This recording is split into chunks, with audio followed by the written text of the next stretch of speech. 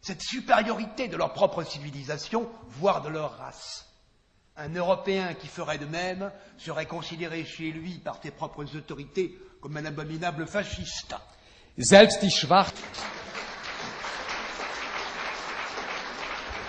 Le grand paradoxe, c'est que ce sont les Blancs d'origine européenne qui refusent toute supériorité de leur culture et de leur civilisation, alors que ces dernières, de Pythagore à Werner von Braun, d'Archimède à Niels Bohr, ont été très largement et dans absolument tous les domaines supérieures et plus créatrices et ont dominé toutes les autres et modelé la planète.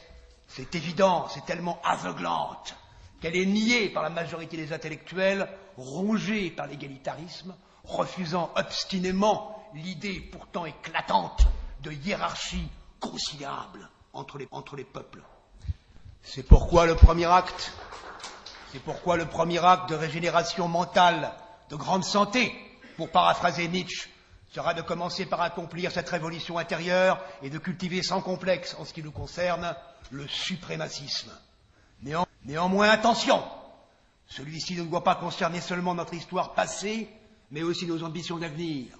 Si nos peuples persistent dans cette anémie de la volonté et de la vigueur biologique, d'autres, évidemment asiatiques, les remplaceront. Une civilisation, une nation, un peuple, une race ressemble à un arbre. Les racines sont le fondement biologique, c'est-à-dire le substrat génétique au sens large dont tout procède. Le tronc est la culture et l'ensemble des manifestations ethniques d'ordre mental et spirituel. Le feuillage représente les manifestations extérieures de la civilisation, l'économie, le politique, les techniques, les arts, la puissance matérielle. Lorsque le tronc et le feuillage sont blessés ou malades, la guérison est possible, tant que les racines sont saines et peuvent régénérer l'ensemble.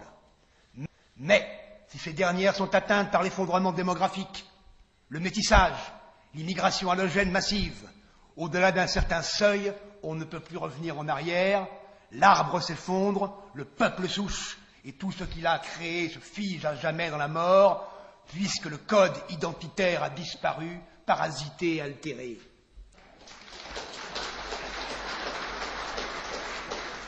Toute civilisation repose sur une culture qui elle-même dépend d'une infrastructure anthropologique et donc génétique, le germène. Les Chinois, les Japonais et les Indiens le savent très bien, instinctivement.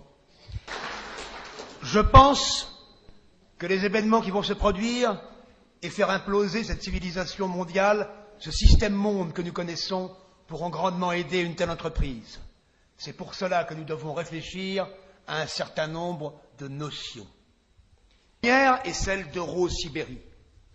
L'Euro-Sibérie est le projet de regrouper dans un immense État fédéral ethniquement homogène et économiquement ethnocentré une Union européenne régénérée et la Russie blanche comme un hérisson géant, selon l'expression de Robert Stoikers, qui ne menacera personne mais n'aura besoin de personne.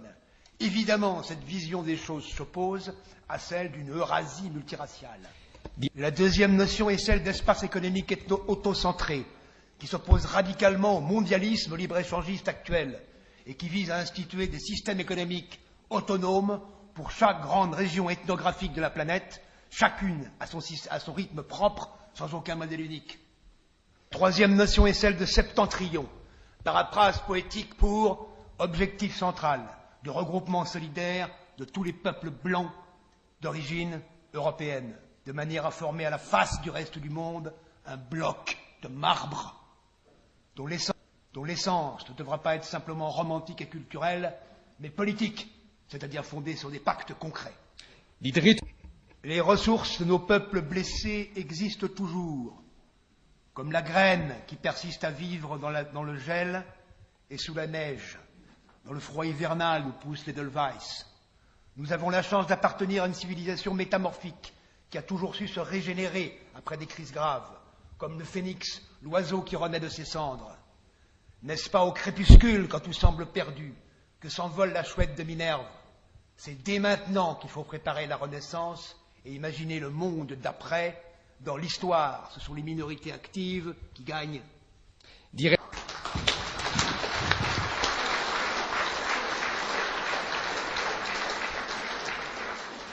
Au fond de la mentalité des peuples d'origine européenne, il y a cette idée fondamentale du destin.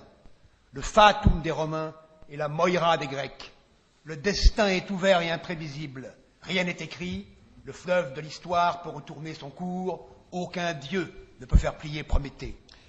Au début de son Faust, Goethe disait, prenant le contre-pied de l'adage biblique, au commencement était le verbe, non, au commencement était l'action. Je pense qu'en vérité, au commencement sont à la fois le verbe et l'action.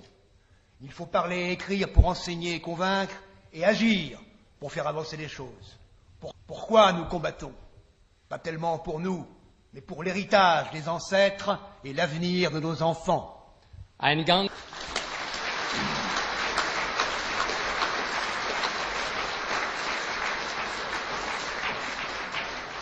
Je terminerai par un slogan, car j'aime bien les slogans, et aussi parce que les intellectuels décervelés les détestent.